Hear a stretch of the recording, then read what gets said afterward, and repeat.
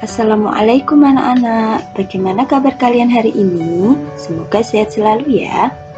Anak-anak, tetap semangat belajar. Hari ini kalian akan belajar bahasa Indonesia bersama Bu Ika. Kita akan belajar bahasa Indonesia tema 1, subtema 1, 2, dan 3.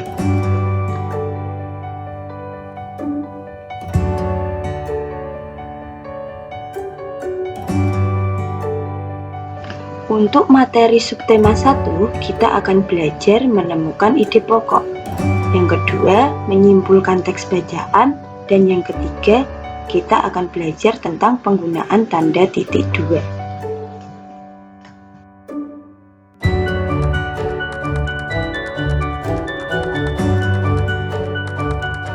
Pada materi subtema 2, ada materi yang sama pada subtema 1, yaitu membuat simpulan. Selanjutnya, kita akan belajar tentang menulis teks laporan dan kosakata baku.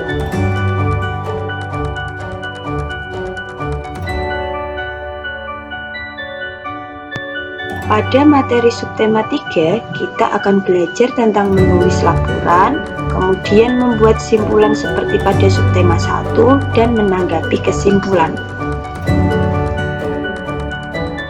Materi subtema 1, menemukan ide pokok. Satu bacaan terdiri dari beberapa paragraf. Paragraf dimulai dari kalimat awal yang menjorok. Satu paragraf terdiri dari beberapa kalimat.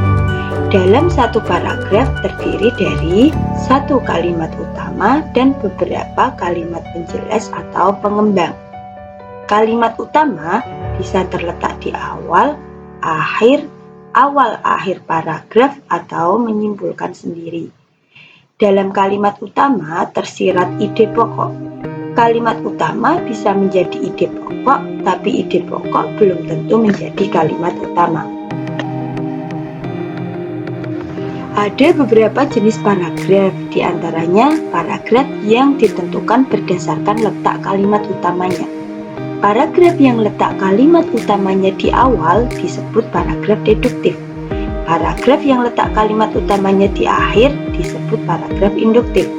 Paragraf yang letak kalimat utamanya di tengah disebut paragraf ineratif. Nama lain dari ide pokok diantaranya gagasan pokok, gagasan utama, pokok pikiran, pikiran pokok, dan pikiran utama. Anak-anak, perhatikan contoh bacaan 1 di bawah ini. Bacalah bacaan 1 berikut ini dengan seksama. Pada contoh bacaan 1 tadi terdapat beberapa penjelasan, diantaranya bacaan 1 terdiri dari satu paragraf. Kita bisa melihatnya dari awal paragraf yang menjorok. Bacaan 1 terdiri dari 4 kalimat yang bisa kita lihat dari tanda titik pada bagian akhir kalimat. Kalimat utama pada bacaan 1 terdapat pada kalimat 1 atau di awal kalimat, yaitu buah stroberi menyimpan nutrisi yang luar biasa. Kalimat penjelas berada pada kalimat nomor 2, 3, dan 4. Ide pokok yang bisa kita kembangkan dari kalimat utama yaitu nutrisi pada buah stroberi. Untuk jenis paragraf, karena kalimat utama terletak di kalimat awal atau kalimat nomor 1, berarti jenis bacaan 1 tadi termasuk ke dalam paragraf deduktif. Selanjutnya, kita akan belajar tentang menyimpulkan teks bacaan. Simpulan yaitu ikhtisar atau ringkasan atau intisari dalam sebuah bacaan. Ciri-ciri simpulan yaitu 1. Pesan yang ingin disampaikan kepada pembaca. 2. Intisari tulisan. Yang ketiga, dimulai dari khusus ke umum. Dan yang keempat, menggunakan kosakata baku. Langkah membuat simpulan yaitu membaca bacaan secara intensif. Yang kedua, mencari ide pokok tiap paragraf. Dan yang ketiga, membuat simpulan berdasarkan ide pokok seluruh paragraf.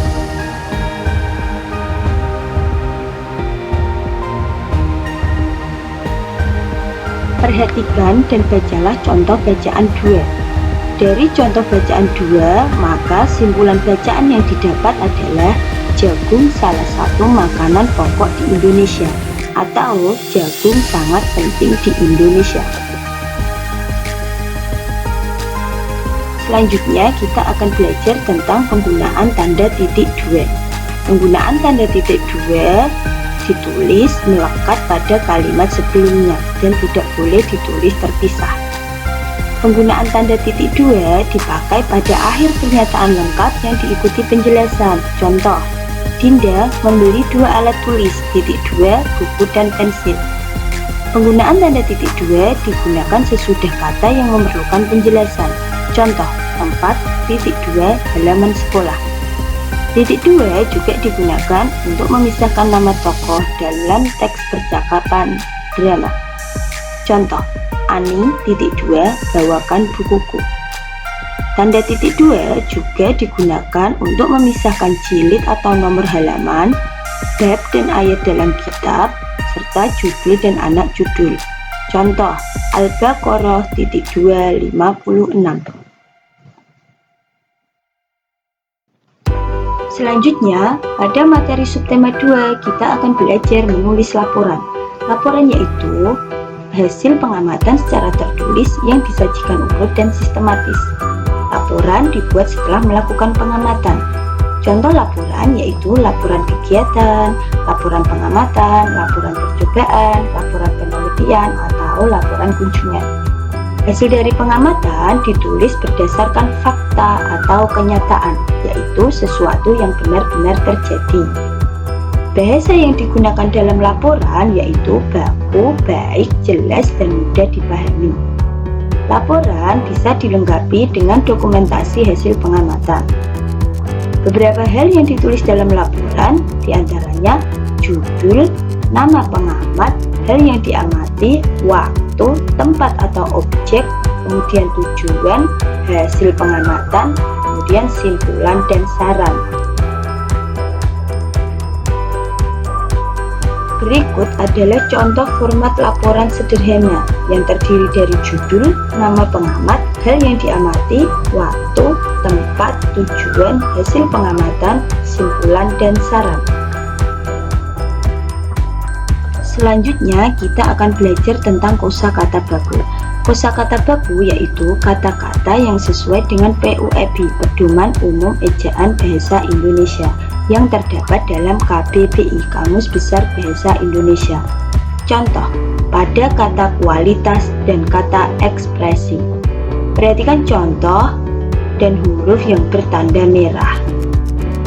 Huruf W pada kata kualitas menunjukkan tidak baku, sehingga agar bisa menjadi kata baku maka diganti menjadi huruf U.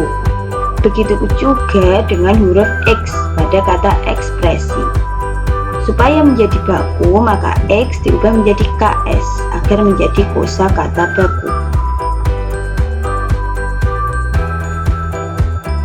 Materi selanjutnya yaitu pada subtema 3 menanggapi simpulan. Tanggapan yaitu pendapat yang disampaikan seseorang terhadap suatu masalah. Tanggapan bisa berupa saran, kritik, pernyataan, dan persetujuan.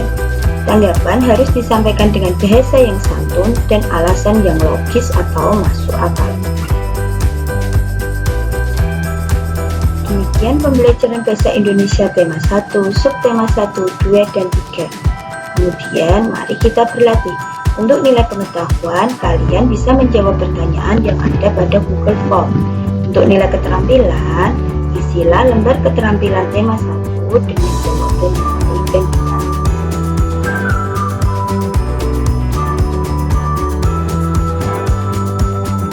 Pembelajaran hari ini semoga bermanfaat. Tetap semangat belajar ya. Terima kasih. Wassalamualaikum warahmatullahi wabarakatuh.